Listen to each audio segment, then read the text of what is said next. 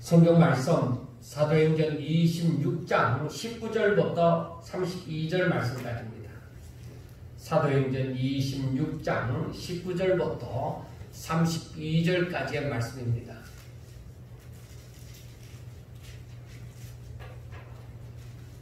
찾으신 줄 알고 제가 조금 빨리 읽어드리겠습니다.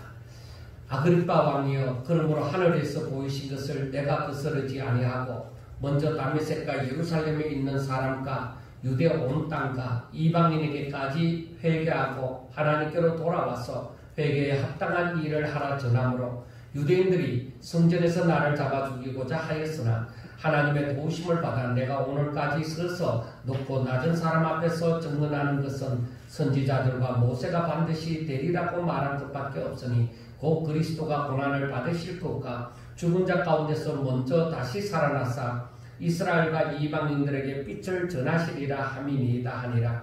바울이 이같이 변명하며 베스도가 크게 소리내어 이르되 바울아, 내가 미쳤도다. 너 많은 학문이 너를 미치게 한다 하니 바울이 이르되 베스도 각하여 내가 미친 것이 아니요 참되고 온전한 말을 하나이다. 왕께서는 이 일을 아시기로 내가 왕께 담대히 말하노니 이 일에 하나라도 아시지 못함이 없는 줄 믿나이다. 이 일은 한쪽 구석에서 행한 것이 아니니이다. 아그리빠 왕이여, 선지자를 믿으시나이까? 믿으시는 줄 아나이다. 아그리빠가 바울에게 이르되 너가 적은 말로 나를 권하여 그리스도인이 되게 하려 하는도다.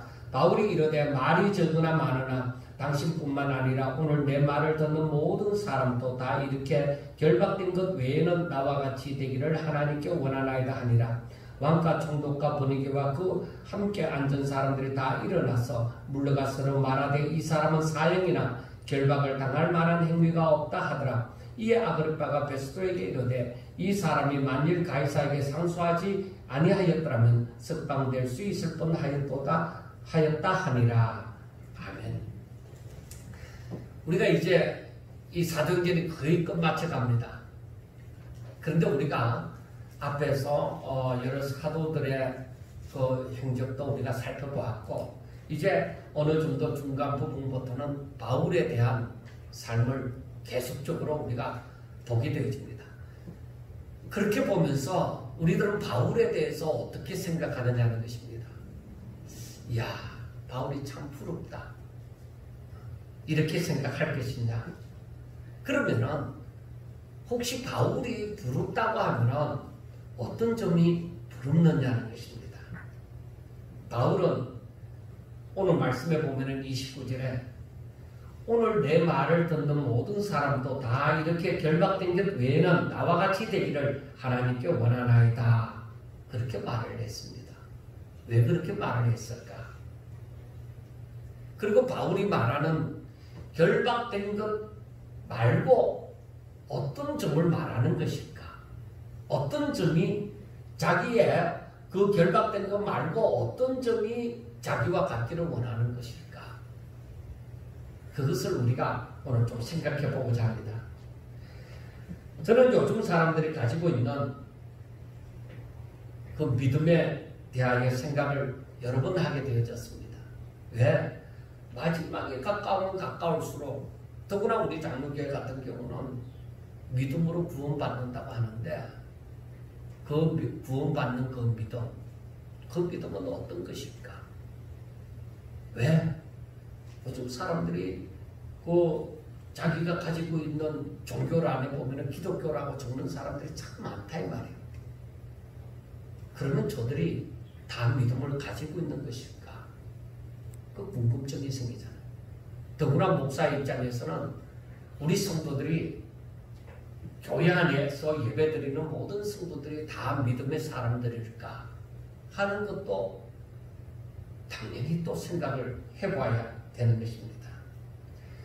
과연 그 믿음은 무엇을 말하고 그리고 하나님을 믿는다고 하는 사람들이 모두 그 믿음이 진실된 믿음 그 자체가 맞을까? 과연 진실된 믿음일까? 하고 생각을 많이 해보게 되었습니다. 물론 이 생각은 살아오면서 제가 여러 번 부딪히면서 생각을 해보았습니다. 그런데 요즘 특별히 그 생각을 더 깊게 하게 되어진 것은 우리가 새벽 예배 때는 사무엘상을 보면서 다윗과 요나단의 믿음, 그리고 그와 대조되는 사무엘 왕의 믿음, 사울 왕의 믿음을 생각할 수밖에 없게 되었고, 또 사도행전을 보면서 바울의 믿음과 그리고 사도들의 믿음에 대조되어지는 또 유대인들의 믿음을 생각하게 되었습니다. 그리고 우리가 수요 예배 때는 출애굽기를 보면서 모세의 믿음과 그에 반하는 이스라엘 사람들의 믿음에 대해서 서로 대조하면서 생각하게 되어졌습니다. 여러분은 어떻게 생각하십니까? 여러분들이 가지고 있다고 생각하는 그 믿음은 정말 그 순도 몇 프로냐? 몇 프로 있냐? 진실이 몇 퍼센트 있냐? 하는 것입니다. 아니면 그 믿음의 성질이 순도 몇 퍼센트일까? 50%일까? 70%일까? 우리는 생각을 해보셔야 됩니다. 그렇다면 여러분들의 삶 가운데서 믿음을 가지고 행하는 일이 얼마나 되느냐? 내 삶의 어느 정도가 내가 정말 믿음으로 행하는 것이라고 생각하는 것이냐는 것입니다. 이것은 제가 생각해도 정확한 답변은 수학에서 정확한 수치를 말하는 것처럼 그렇게 정확한 수치가 나오는 것은 아닙니다. 그렇지만 우리가 생각은 해보셔야만 하는 것입니다. 바울이 말하는 바는 자신처럼 믿으라는 거예요. 자기처럼 믿으라는 거예요. 과연 이 말이 우리가 빌립보서 그 3장에 보면 나를 본받으라 그렇게 말을 또 하고 있거든요. 야, 이 말이 쉽게 나오느냐는 것입니다. 사기치는 사람 말고 자기 자신부터 속이는 사람, 그런 사람들 말고 정말 진실된 사람이 양심적으로 나를 본받으라고 할 수 있는 사람이 얼마나 될까? 그리고 이 설교를 제가 조금 더 지금보다는 젊었을 때 이 설교를 못하겠는 거예요. 제가 성경을 읽으면서 설교를 할 수 없었던 그 몇 군데가 있습니다. 원수를 사랑하라는 것, 이렇게 나를 본받으라는 것. 바울도 나와 똑같은 육체를 가진 존재인데 바울은 사람들에게 나와 같이 되기를 원한다. 결박된 것 말고는 나와 같이 되기를 원한다고 얘기하지. 빌립보서 3장에서는 나를 본받으라고 얘기하지. 와, 사람이 이렇게 할 수 있구나. 분명히 바울이 거짓말을 안 할진데 이 정도 믿음은 가져야 되는 것 아니겠는가. 그런데 제가 곰곰이 생각하면서 과연 이 정도 믿음을 가지고 나를 본받으라고 얘기할 수 있는 사람이 우리들 곁에 얼마나 되겠느냐는 고민을 한 거예요. 그리고 이 믿음은 어떠한 상태일까? 이 믿음을 가지면 어떠한 상태일까? 그것이 알고 싶은 거예요. 우리가 빌립보서 3장 17절부터 21절 말씀을 보면 좀 참고가 될 거예요. 빌립보서 3장 17절부터 21절 말씀을 제가 읽어드리겠습니다. 형제들아, 너희는 함께 나를 본받으라. 그리고 너희가 우리를 본받은 것처럼 그와 같이 행하는 자들을 눈여겨보라. 내가 여러 번 너희에게 말하였거니와 이제도 눈물을 흘리며 말하노니 여러 사람이 그리스도의 십자가의 원수로 행하느니라. 그들의 마침은 멸망이요 그들의 신은 배요 그 영광은 그들의 부끄러움에 있고 땅의 일을 생각하는 자라. 그러나 우리의 시민권은 하늘에 있는지라. 거기로부터 구원하는 자 곧 주 예수 그리스도를 기다리노니 그는 만물을 자기에게 복종하게 하실 수 있는 자의 역사로 우리의 낮은 몸을 자기 영광의 몸의 형체와 같이 변하게 하시리라 하고 말씀을 하였습니다. 자, 우리가 이 말씀을 보면서 나를 본받으라, 그리고 너희가 우리를 본받은 것처럼 하고 얘기를 합니다. 그리고 이 말은 바울과 같이 사는 사람들이 바울 혼자만 아니라 바울과 같은 믿음의 삶을 사는 사람들이 여럿 있다는 거예요. 그러면 우리가 희망을 가져야 되는 거예요. 바울만 아니라 바울처럼 그만한 믿음을 가지고 사는 사람들이 바울 주변에도 있고 또 그와 같이 행하는 사람들이 있다는 거예요. 그러면 우리가 이 바울의 믿음의 상태가 어떠한지를 분명히 생각해 봐야 되잖아요. 그런데 바울이 눈물을 흘리면서 슬퍼하는 일이 무엇인가? 사람들이 믿는다고 하면서 십자가의 원수로 행하는 사람들이다. 그들은 보면 알아요. 그들의 마침은 멸망인데 그들은 자기 배를 위해서 자기 욕심을 채우기 위해서 살아가는 사람들이에요. 그리고 그들이 자기가 자랑할 수 있는 것, 영광, 하나님의 영광이 나타났다는 것 거짓말이에요. 그들은 오히려 자기 자랑하는 것이 오히려 부끄러운 거예요. 그리고 저들은 하늘의 것을 자랑하는 것이 아니라 땅의 것을 자랑해요. 그런데 우리가 가만히 생각해 보면 우리의 시민들은 하늘에 있단 말이에요. 우리의 소망이 오직 하늘에 있는 거예요. 그러니까 하늘나라 시민으로서 내가 자랑할 수 있는 것이 땅의 것이냐? 아니에요. 하늘나라 시민 된 자들은 하늘의 것을 자랑해야 되지 땅의 것을 자랑하는 것은 이건 아직까지 그 믿음이 덜 자랐다는 거예요. 그래서 우리가 우리의 삶을 가만히 돌아보면서 내가 뭘 자랑하지? 내 입에서 어떤 말이 많이 나오지? 내가 뭘 원하지? 나는 지금 어떻게 살아가고 싶어 하지? 내 소원이 뭐지? 하는 걸 곰곰이 생각해 보라. 우리 신앙을 한번 점검해 보라 이 말이에요. 그리고 바울은 골로새서 3장에 또 이런 말을 합니다. 3장 1절부터 보면은 그러므로 너희가 그리스도와 함께 다시 살리심을 받았으면 위의 것을 찾아라. 거기는 그리스도께서 하나님 우편에 앉아 계시느니라. 위의 것을 생각하고 땅의 것을 생각하지 말라. 이는 너희가 죽었고 너희 생명이 그리스도와 함께 하나님 안에 감추어졌습니다. 하고 말씀을 합니다. 그러니까 바울의 생각은 뭐야? 똑같아요. 시간이 그러니까 그 해가 다르고 그 다음에 그 장소가 다르다 하더라도 그리고 만나는 사람이 다르다 하더라도 바울의 마음은 한결같아요. 바울의 믿음은 한결같아요. 바울의 생각은 뭐냐?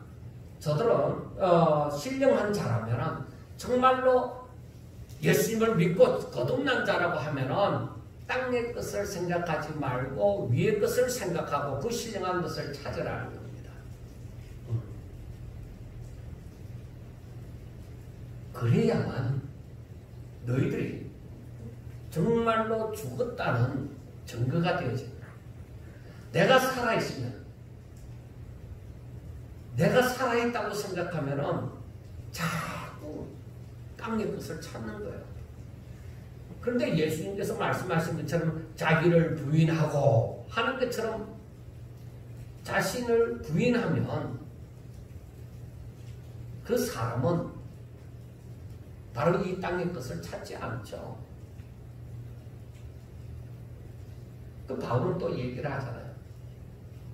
내가 주와 함께 그 십자가에서 나의 그 모든 정욕을 십자가에 못 박았다. 죄와 정욕을 십자가에 못 박았다고 얘기를 하죠. 그럼 나는 죽었다. 세상에 대해서는 내가 죽은 것이다. 그리고 오늘 본문에서도 바울은 얘기를 하잖아요. 19절과 20절에 아그리빠 왕이여 그러므로 하늘에서 보이신 것을 내가 거스르지 아니하고 먼저 다메섹과 예루살렘에 있는 사람과 유대 온 땅과 이방인에게까지 회개하고 하나님께로 돌아와서 회개에 합당한 일을 하라 전하였다는 것이에요. 이거는 세례 요한도 그렇고, 그리고 예수님도 그렇고, 그리고 사도들, 성령을 받은 사도들도 그렇고, 여기서 맨 나중 사도된 자 이 바울도 그렇고 똑같은 거예요. 사람이 거듭나기 전에 먼저 일어나는 일이 회개하는 일. 자기 죄를 회개하지 않고서는 어떻게 새롭게 태어나느냐. 그러니까 내가 죽지 않고서 어떻게 다시 사느냐. 죽지 않고서는 다시 사는 일이 없어요. 우리가 잘 알아야 돼. 내가 죽지 않고서는 다시 사는 일이 없다. 그래서 하나님의 말씀이 내 안에서 살아 역사하게 하려고 하면은 내가 육신으로부터 이 말씀에 대하여 나를 생각함으로 일어나는 그 욕심을 내가 복종시키지 않고서는 하나님의 말씀이 내 가운데 살아 역사하는 일이 없다. 우리가 말씀을 좀 더 깊이 사모하고 묵상하면 그 부분을 깨달을 수 있는 거예요. 그래서 사도 바울은 하나님께서 이방인까지 전하라고 하는 그 복음의 내용이 무엇이냐. 그렇게 회개하고 회개에 합당한 열매를 맺어라 하는 그것은 하나님께서 바울에게 주신 사명이에요. 거기에는 십자가와 부활이 다 들어있는 거예요. 그 바울은 그 사명을 하나님께로부터 받은 바 그 사명을 감당하려고 자신은 범사의 양심을 따라 행하였노라고 그렇게 얘기를 합니다. 자, 그러면 하나님께서 바울에게 정확하게 명하신 것이 무엇이냐? 즉 복음을 이방에까지 전하여서 모든 사람이 회개하고 회개에 합당한 열매를 맺는 삶을 살라고 하는 것. 바로 그것인데, 그래서 우리가 그 앞에 있는 말씀을 보면은 선지자들과 모세가 반드시 되리라고 말한 것밖에 없으니 곧 그리스도가 고난을 받으실 것과 죽은 자 가운데서 먼저 다시 살아나사 이스라엘과 이방인들에게 빛을 전하시리라는 것입니다. 그리고 그것이 십자가와 부활이잖아요. 회개하고 회개에 합당한 열매를 맺으라는 말이다. 바로 이 선지자들과 모세가 반드시 되리라고 말한 것, 바로 그거, 그리스도가 고난을 받으실 것과 그리고 죽었다가 다시 살아나실 것, 바로 그것이다. 그러니까 성경이 말하는, 바울이 전하는 것은 성경이 말하는 바가 그대로 다 이루어졌다는 것입니다. 모세와 선지자들과 모세가 반드시 되리라고 하는 것, 그것은 예수님이 어린 양이 되사 우리를 위하여 십자가에 못 박혀 우리의 죄를 짊어지시고 죽으신다. 대속의 죽음에 대해서 얘기를 한 거예요. 그래서 구약 성경을 보면서도 예수님을 볼 수가 있는 거예요. 그리고 다시 살아나사, 즉 저들의 주가 되셔서 항상 우리가 성경을 보면서 아는 것이 나는 너희 하나님이 되고 너희는 내 백성이 되리라. 항상 하나님께서 말씀하시는 게 그 말씀을 구약에서 놓치질 않잖아요. 항상 하나님이 원하시는 그거다. 내가 너희 하나님이 되고 너희는 내 백성이 되는 것. 그래서 우리 주님은 십자가에 못 박혀 죽으시고 다시 살아나사 저들의 주가 되시는 거예요.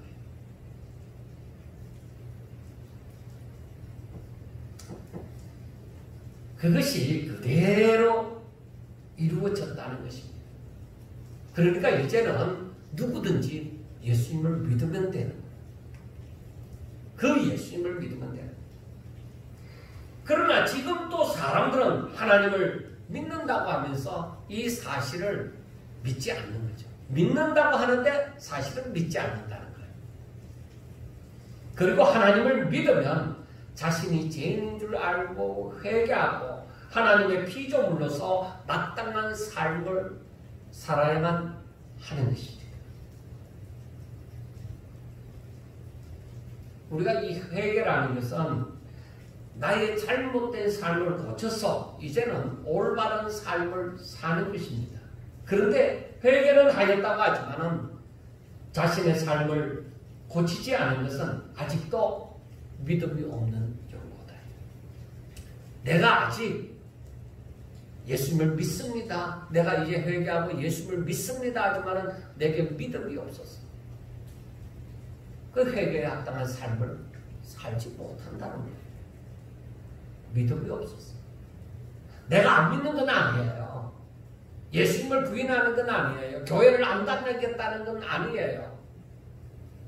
그런데 내가 왜 회개에 합당한 삶을 살지 못하느냐? 회개에 합당한 삶이 무엇일까요? 하나님의 백성이 되어서 하나님의 말씀을 법으로 삼고 그 법의 통치를 받는 것이죠. 그 말씀이 내게 살아서 역사를 하는 거죠. 그 말씀이 법이 되어지니까 내가 그 법을 지킨다 이 말이에요. 그 말씀대로 순종한다 이 말이에요.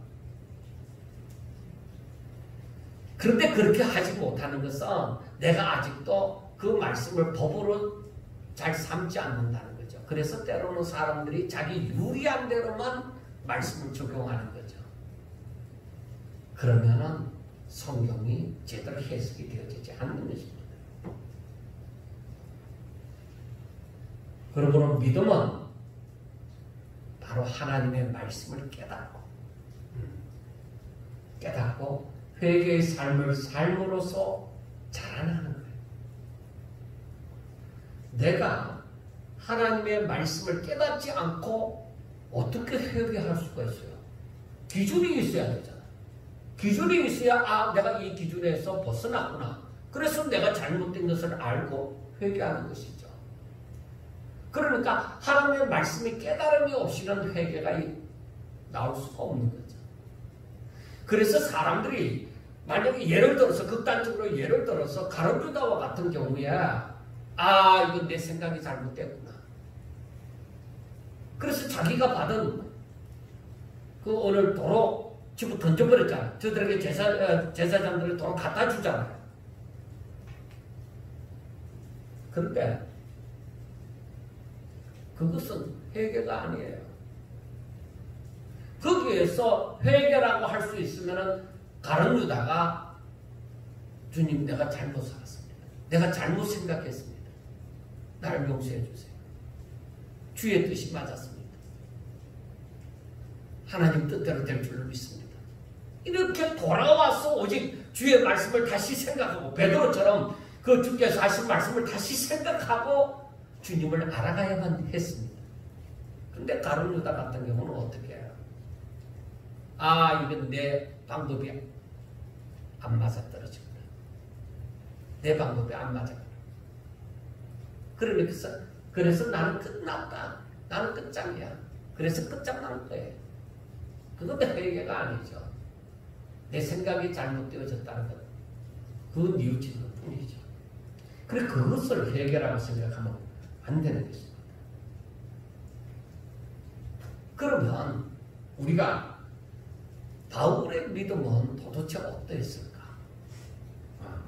바울은 오늘 본문 앞에서도 말하고 있지만은 자신에게 나타난 부활하신 예수님을 메시아로 믿고서 이제 예수님이 부활하셨고 진정한 메시아라는 것을 딱 알았잖아요.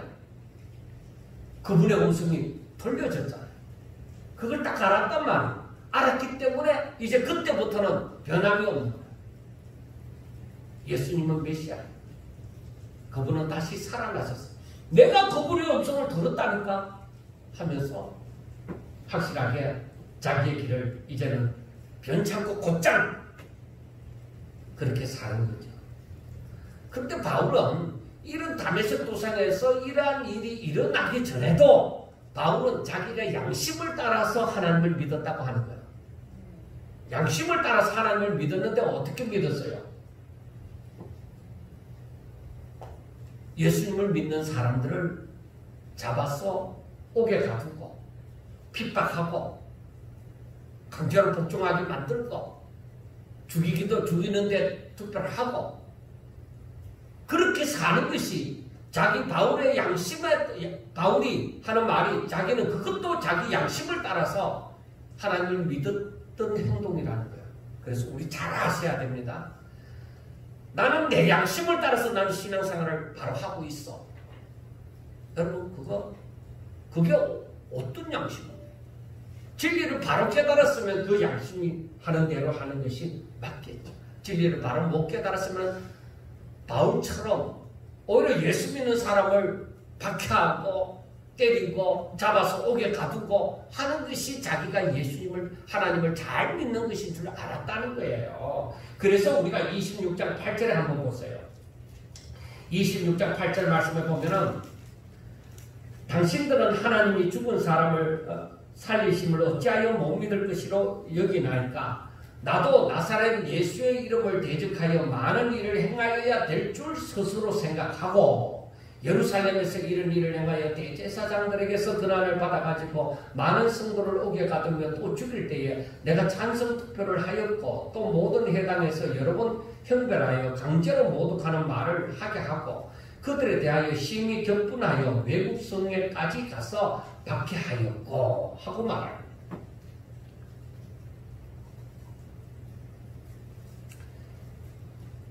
여기에서 우리 잘 생각하셔야 돼요.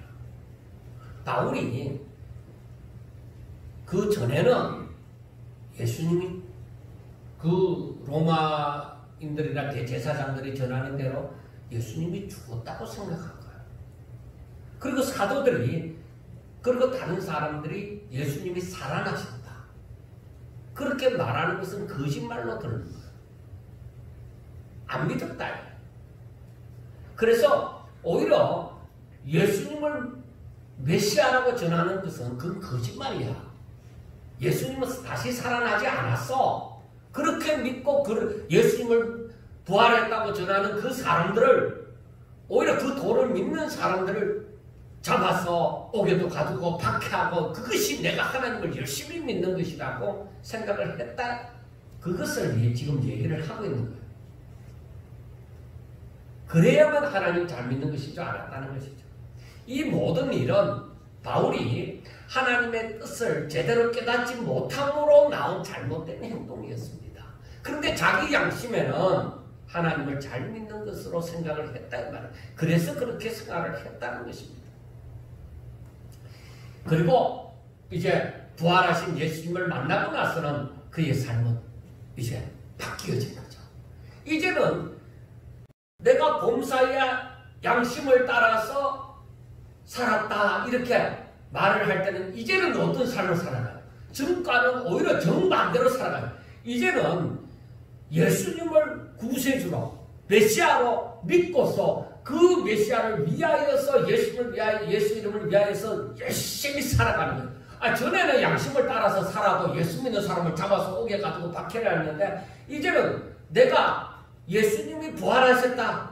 그분이 진정 메시아라는 것을 알고서는 뭐야? 양심을 따라 살아도 모습은 완전히 다른 모습이죠. 그래 양심을 따라서 산다고 하더라도 하나님의 이 진리를 온전히 깨닫느냐 깨닫지 못하느냐 거기에 따라서 완전히 삶이 달라지는 거예요. 그래서 오늘날 우리들에게 있어서는 성경을 보더라도 이것을 제대로 깨닫고 보아야 된다는 것이죠. 바울이 우리가 먼저 알아야 되는 것이 다 잘 알고 있지만은 바울은 율법학자, 그 당시에 최고의 율법학자라고 말을 할 수 있는 가마리엘 문하생입니다. 그리고 율법에 대해서 누구보다도 특신이었습니다. 그런 사람이 성경을 제대로 몰랐다는 것이죠. 왜? 예수님이 메시아인 줄 몰랐어요. 잘못들 하는 그 대제사장들의 말, 그리고 이 거짓말하는 로마인들, 그 사람들의 말을 듣고서 예수님은 메시아가 아니라고 생각을 했다는 것입니다. 그래서 전하는 자가 잘못 전하는 것, 이건 엄청나게 큰 죄죠. 그래서 말씀을 전하는 자는 정말 조심하여서 뭐 아무렇게나 자기 생각이 어떻다고 해서 그렇게 전해서는 안 돼요. 그래서 우리가 확실하게 하나님의 뜻이 어떠한지 그 말씀을 하나하나 깊이 상고하고자 하셔야 됩니다. 그리고 우리 모든 성도들도 다 같이 이 성경이 주어졌습니다. 누구를 핑계할 수가 없어요. 다 같이 성경이 주어지고 또 다 같이 성령이 거하십니다. 그렇기 때문에 성령이 스승이 되셔서 얼마든지 여러분들에게 임하사 이 말씀을 깨닫게 하실 수가 있다는 겁니다. 그렇기 때문에 누구를 핑계할 거 없어요.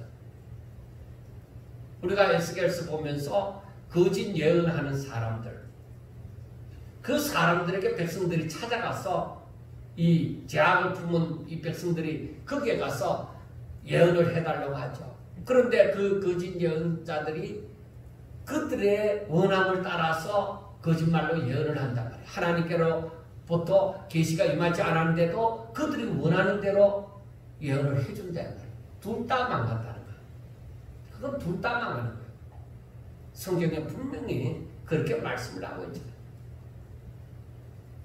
그런데 오늘날에는 그 시대와도 다르게 성경 말씀이 우리들에게 있고 성령이 하나님의 영이 우리 가운데 거하시니 우리가 누구를 핑계하지 말고 이 말씀을 더욱더 사모하고 그걸 깨닫고자 하셔서 성령이 바로 여러분들에게 최고의 스승이 되셔서 깨달음을 주는 그런 역사가 다시 한번되는 것입니다. 그리고 당시에 아무리 주의 제자들이 예수님은 부활하셨다 할지라도 얼마나 많은 사람들이 이 사실을 숨겼고 그리고 또한 사람들이 믿으려고도 하지 않았습니다. 왜? 사람이 어떻게 죽었다가 다시 살아나느냐는 것입니다. 그리고 자기들 눈으로 보았잖아요. 예수님이 십자가 못 박혀서 피를 흘리고 완전하게 죽으신 것을 보았잖아요. 그러니까 다시 살아났다고 해야 할 때에 아이고 예수님을 따르는 사람들이 참 저렇게나마 하는 모양이다. 거짓말을 저렇게 하는 모양이다. 그렇게 생각했겠죠. 여러분, 사탄은 예수님이 다시 성경대로 다시 살아났다는 이 사실이 알려지는 것이 사탄은 너무나도 두려웠던 것입니다. 그리고 사람들은 예수님이 다시 사셨다는 것을 믿기가 그렇게도 힘이 들었던 것입니다. 그렇지만 사도들이 전하는 메시지의 그 중심은 예수님은 성경대로 우리를 위하여 죽으시고 우리를 위하여 다시 살아나셨다 하는 것입니다. 사랑하는 성도 여러분, 여러분들의 믿음은 어디까지입니까? 베스도 총독처럼 예수님의 부활을 못 믿는 것은 아니겠죠. 모두 다 예수님의 대속의 그 죽음과 부활을 믿는 줄로 믿습니다. 그러면 여러분들의 믿음은 무엇으로 나타납니까? 주일날 예배를 드리는 것입니까? 11조를 드리는 것입니까? 교회에서 봉사를 하시는 것입니까? 아니면 다른 사람들에게 예수님을 믿으라고 전도하는 것입니까? 혹은 나는 날마다 일용할 양식을 먹노라 하면서 날마다 성경을 읽는 것입니까? 이 모든 것 다 좋습니다. 다 훌륭한 것입니다. 그때 사도 바울이 모든 사람들이 자기를 본받기를 바랐습니다. 그 바울의 믿음의 삶, 바울의 믿음의 삶은 어땠습니까? 오직 이 하나님을 믿고서 땅의 일을 생각지 아니하고 오직 위의 것을 바라는 것입니다. 그래 그것을 서신서에 골로새서에 빌립보서에 그렇게 기록을 한 것이죠. 그리고 바울은 사람들에게 십자가의 원수로 살지 말라고 하는 거예요. 그러니까 십자가의 도를 따르라는 것입니다. 나는 자랑할 것이 이것밖에 없다. 그렇게 얘기를 합니다. 그 말을 십자가를 모르는 것이 아니라 예수님께서 하나님의 자녀로 살게 하고 사망에서 생명으로 건져주셨는데 지금도 사망 가운데 거하는 자들처럼 땅의 일을 생각하고 땅의 것을 위하여 즉 자신의 욕심을 즉 자신의 배를 위하여 사는 사람이 되지 말라는 것입니다. 왜냐하면 그것은 멸망입니다. 그것의 결과는 멸망입니다. 그것을 따르는 자의 결과는 멸망이다 이 말이에요. 그래서 부자가 되려고 하지 마라. 그렇게 얘기를 하는 거죠. 그래서 부자가 천국에 들어가기가 낙타가 바늘구멍으로 들어가는 것만큼 힘든다고 얘기를 했습니다. 그러면 우리의 믿음의 삶을 한번 돌아봅시다. 얼마나 우리 신앙생활이 해이하여졌습니까? 나를 위한 복음에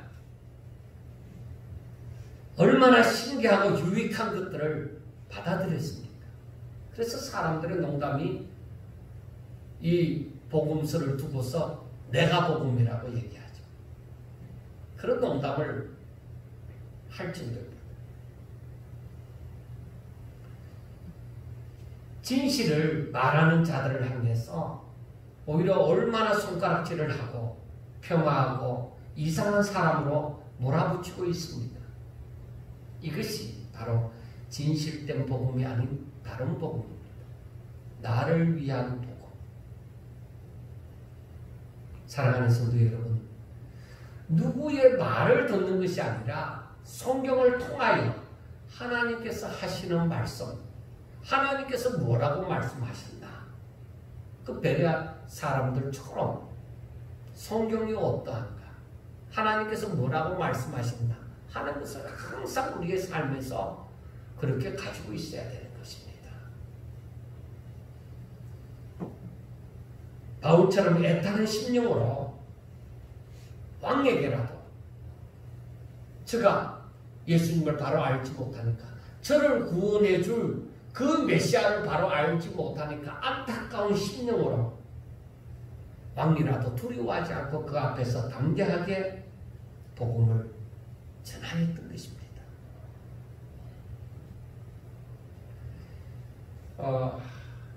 제가 이번 달에 특별히 제가 조금 전에 말했던 출애굽기에서 모세의 믿음이라든지 그 다음에 다윗과 요나단의 믿음이라든지 이 바울의 믿음 이 부분을 가만히 생각해 보면서 이들의 믿음이 시대에 따라서 막 바뀐 것도 아닌데 더욱더 깊이 생각하게 된 것은 어떻게 사람이 어떻게 그렇게 믿을 수 있을까? 이들의 믿음은 도대체 어디까지였을까?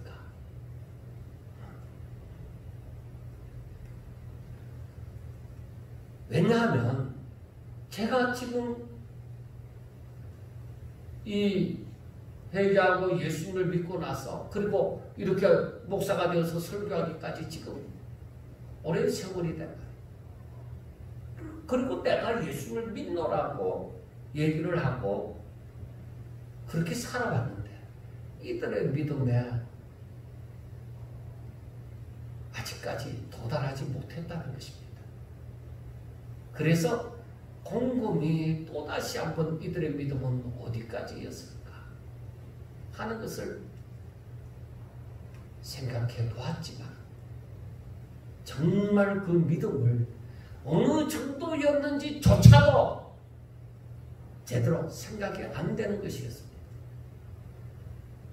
그래서 이번에 마침 또 이렇게 예배 시간마다 이런 믿음의 사람들을 바라보면서 또다시 올해도 깊이 또다시 한번 이 믿음에 대해서 생각해 본 거예요. 믿음이 뭘까? 믿음이 어느 정도 믿어야만 믿는 것일까? 우리가 히브리서 11장 1절을 그렇게도 많이 들었고 또 읽기도 했고 알고 있잖아요. 믿음은 바라는 것들의 실상이요 보이지 않는 것들의 증거다. 그렇게 얘기를 하지만은 여러분 어느 정도인지 그 척도가 제대로 안 느껴져요. 이해를 못한다는 게 아니에요. 내 생명처럼 느껴지는 것을 얘기합니다. 어느 정도? 그들의 믿음은 어느 정도? 도대체 요나단의 믿음은 어느 정도이고 다윗의 믿음은 어느 정도였습니까? 어찌하여 저들은 그렇게까지 믿고 행할 수가 있었을까? 우리가 잘 아는 믿음의 조상 아브라함의 믿음은 도대체 어떠했길래 이삭을 번제로 드리고자 했을까? 그러한 믿음을 가졌을 때 저들의 마음은 어떤 상태였을까?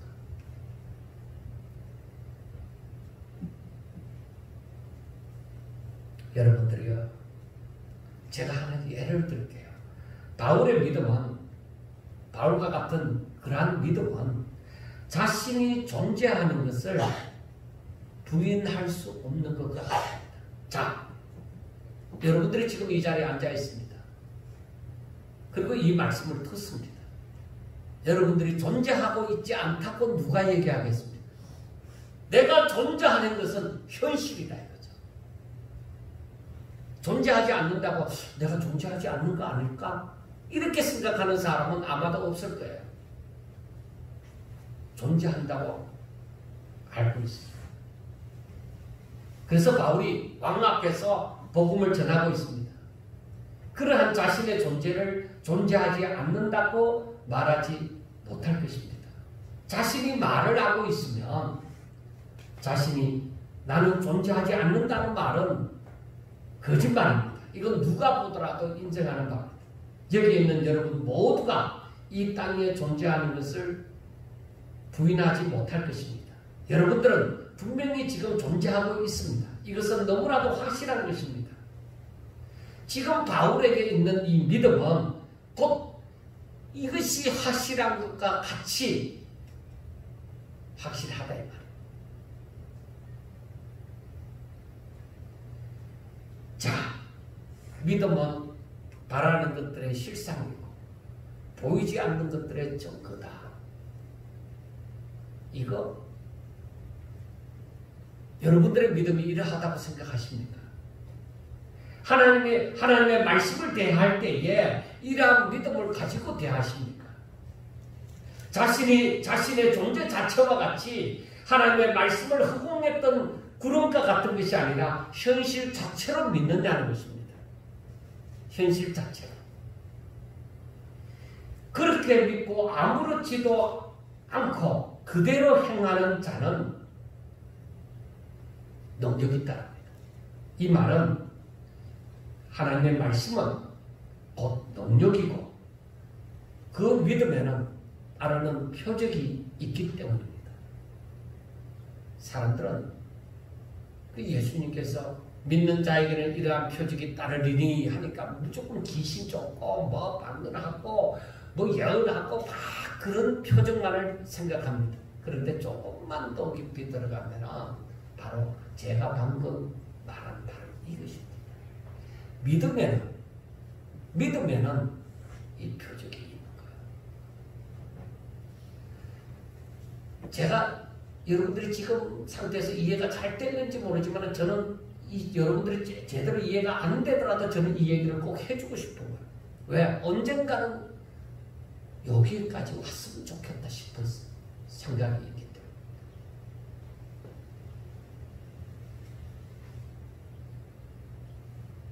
정말 우리가 하나님을 믿는다는 것, 그것은 내 존재 자체보다도 더 확실하게, 강하게 믿는 거예요. 내 눈에 안 보여요, 하나님. 그런데 어떤 사람들은 뭐 꿈속에서 허연 흰 옷을 입은 사람이 어떻게 그렇게 나타날 수도 있겠죠. 근데 여러분, 그분을 만져보지는 않았을 거예요.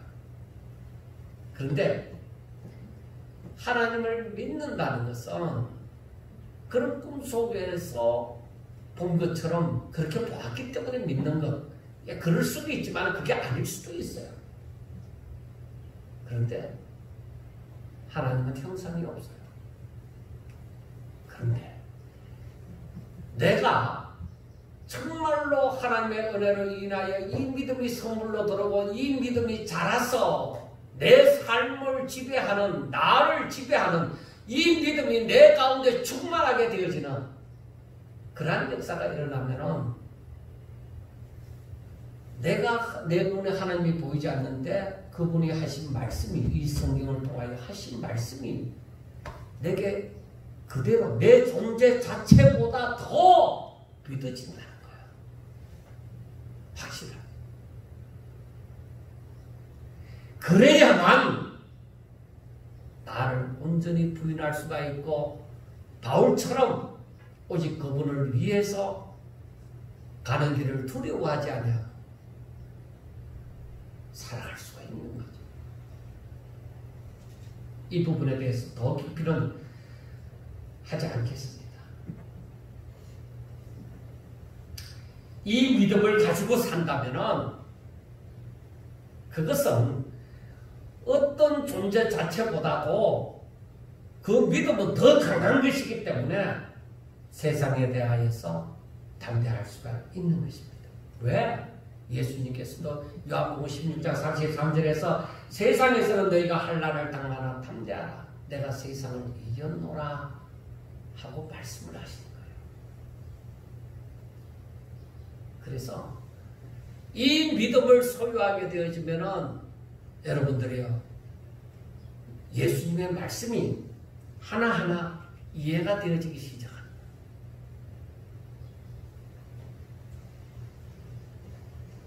얘들아, 너희가 근심하지 마라.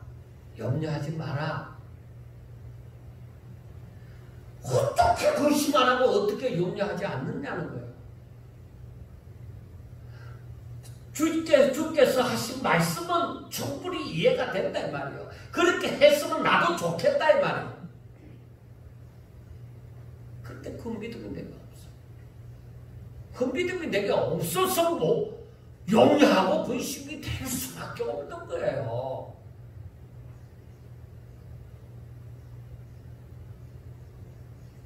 여러분들이요, 우리가 믿음의 시작은 자그마한 겨자씨처럼 보여집니다. 보일 듯 말 듯 보여집니다. 그런데 그 믿음이 자라나요.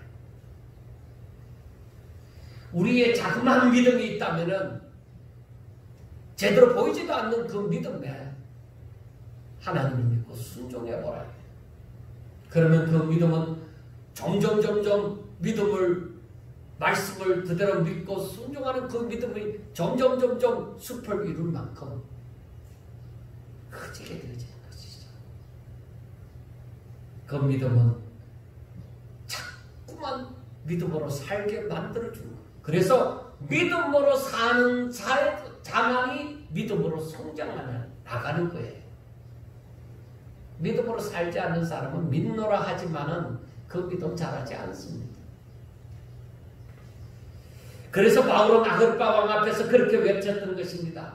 결박된 것 말고는 나와 같이 되기를 원한다.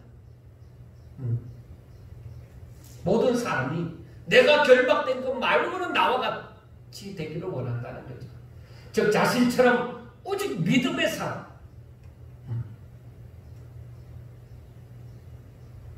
정말로 예수님을 메시아로 믿고 모든 것을 그 앞에 내려놓고 그만 믿고 따르는 사람, 하나님의 뜻이 이루어지기를 바라는 사람이 되기를 원한다는 것이죠. 이스라엘 백성과 같은 믿음이 아닙니다. 사울 왕의 그 믿음이 아닙니다. 유대인들과 같은, 대제사장들과 같은 그런 믿음 아닙니다.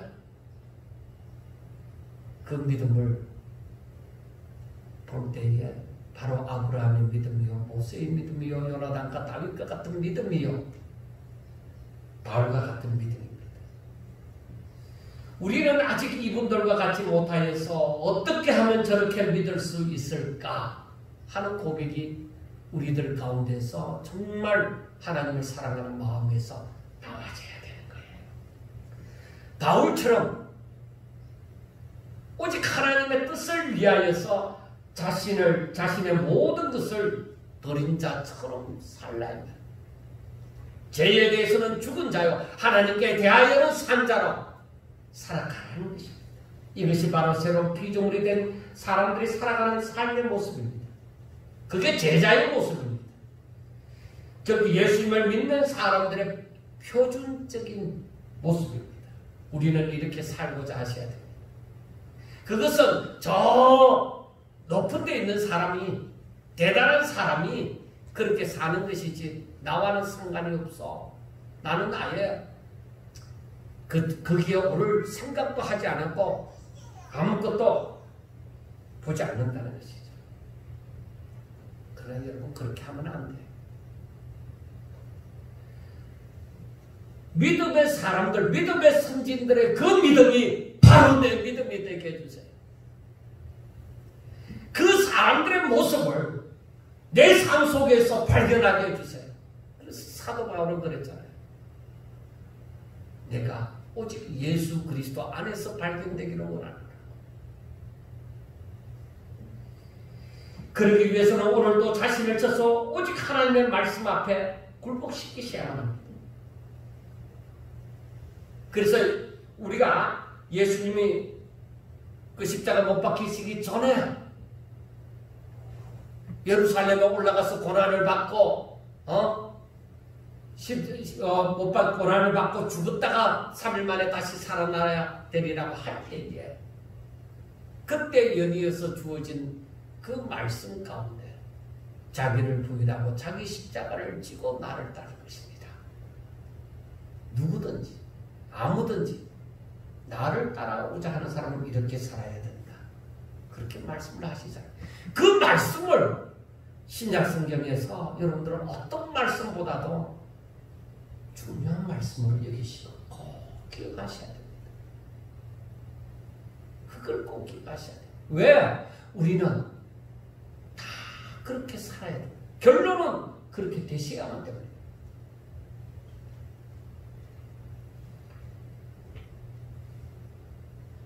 사랑하는 성도 여러분, 자신의 삶에서 예수님처럼 살겠노라고 작정하고 바울처럼 살겠노라고 작정하고 자신을 날마다 부인하지 않고서는 이건 이루어지지 않는 삶입니다. 내가 나를 의식하고 살아가면 이건 안 되는 거예요. 믿음이 무엇인지 우리가 한번 오늘 또 한번 생각해 보세요. 성경이 어떤 믿음을 얘기하는지, 하나님께서 우리들에게 어떤 모습이 나타나지기를 바라는지 곰곰이 생각해 보세요. 모든 아는 성경을 다 동문해서 한번 생각해 보세요. 사랑하는 성도 여러분, 그런데 제가 항상 말씀을 드리지만 이렇게 사는 것은 어렵습니다. 정말로 어렵습니다. 저는 수십 년 동안 몸부림쳤다 하는 이유가 바로 여기에 있습니다. 저는 제 자신 하나라도 하나님을 바로 알고 싶었습니다. 왜? 내가 하나님을 제대로 알지 못하고 다른 사람에게 전한다는 것은 있을 수가 없다. 그건 뭔가 다른 냄새가 나는 거예요. 예수의 냄새가 나는 것이 아니라 다른 냄새가 섞여난다. 그건 더 맡기가 힘들겠죠. 그래서 제가 이 부분을 알고자 노력할지라도 도저히 알 수가 없어서 제가 목회를 그만두고자도 했습니다. 왜? 잘 모르겠다. 하나님 마음을 잘 모르겠다. 목회도 그만두고 산속에 들어가고도 싶었습니다. 조용히 혼자서 성경만 읽고 싶었습니다. 알 때까지. 그런데 실제적인 삶은 그렇지 않잖아요. 그러니까 이렇게도 휩쓸려서 살아보고 저렇게도 휩쓸려서 살면서 하나님을 알고자 노력했지만 그 하나님은 제게 더욱더 다가오지 않았습니다.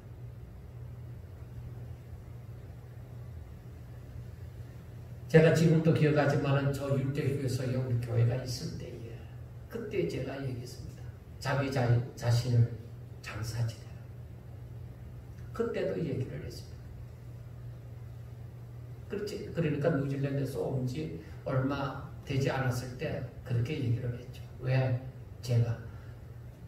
내가 죽지 않고서는 이것을 이룰 수 없구나 하는 것을 그때에 더욱더 깨달았기 때문입니다.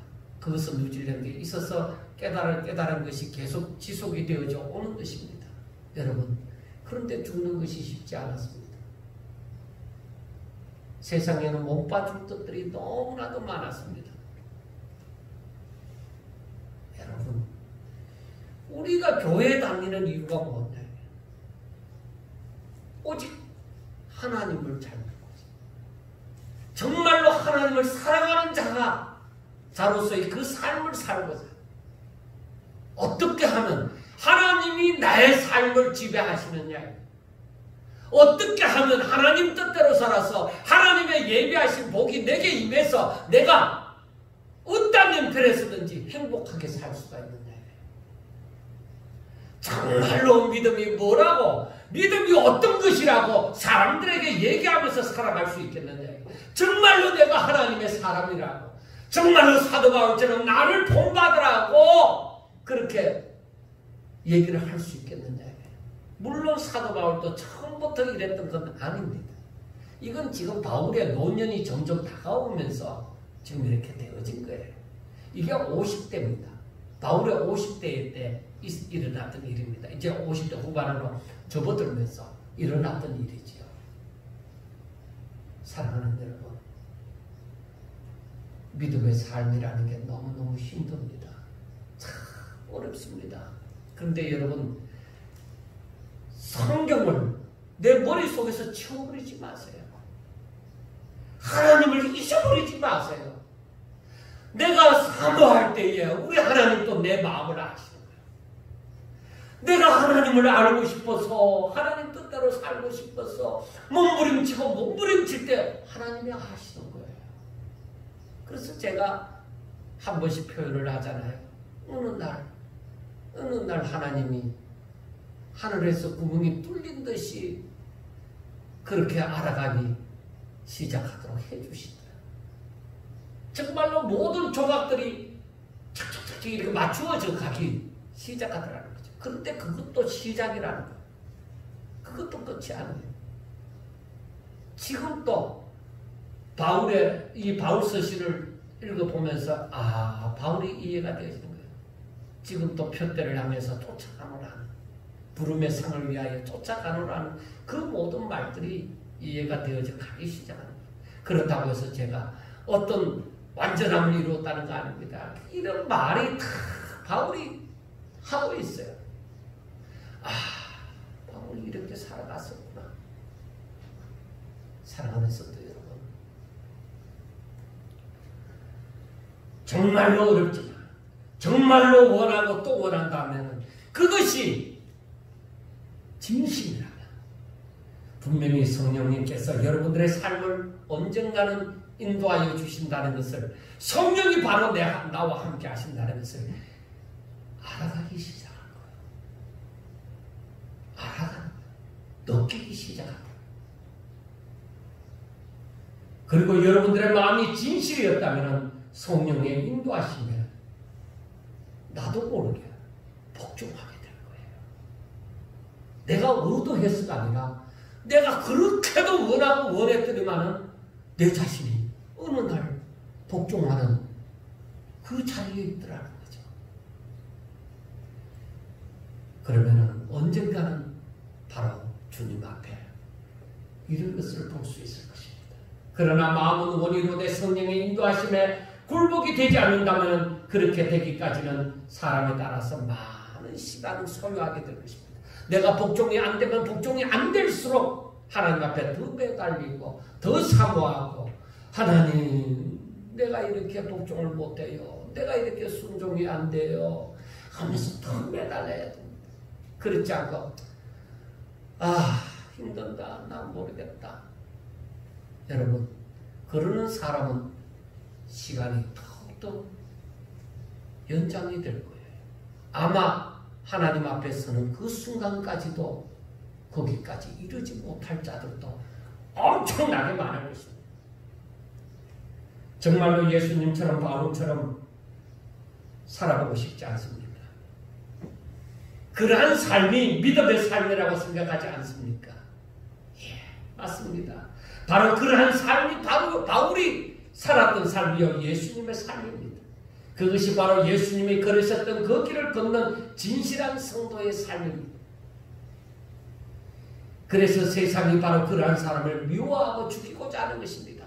그래서 바울은 유대인들이 그렇게 죽이지 못해서 한 달이 나는 지금에도 오직 아버지의 뜻을 위하여 로마도 보아야 하리라. 어떤 방해가 있더라도 어떤 태풍이 자기들을 가로막는다 하더라도 오직 하나님의 뜻이 이루어져야만 하리라. 그러한 생각을 가지고 바울은 담대하게 지금 이 길을 가고 있는 것입니다. 여러분들이요, 세상이 나를 죽이려고 달려들 때라도 여러분들이요,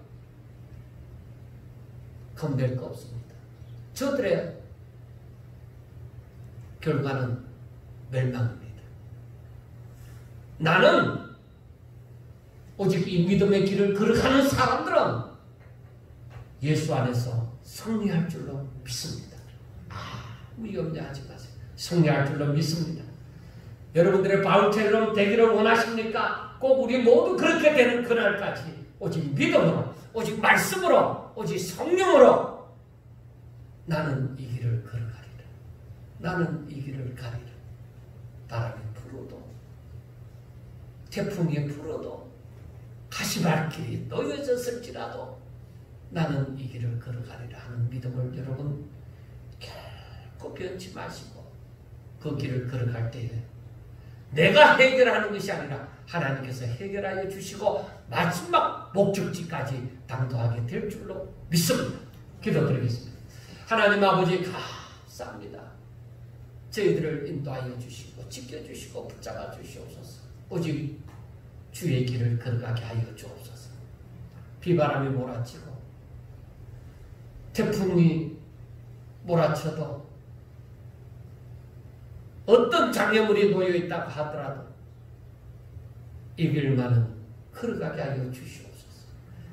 정말로 나날이 가면 갈수록 세월이 가면 갈수록 저희들이 점점 더 주의 모습을 닮아가게 하여 주시옵소서. 꼭 승리자의 반열에 서게 하여 주시옵소서. 예수님 이름으로 감사하며 기도드리옵나이다. 아멘.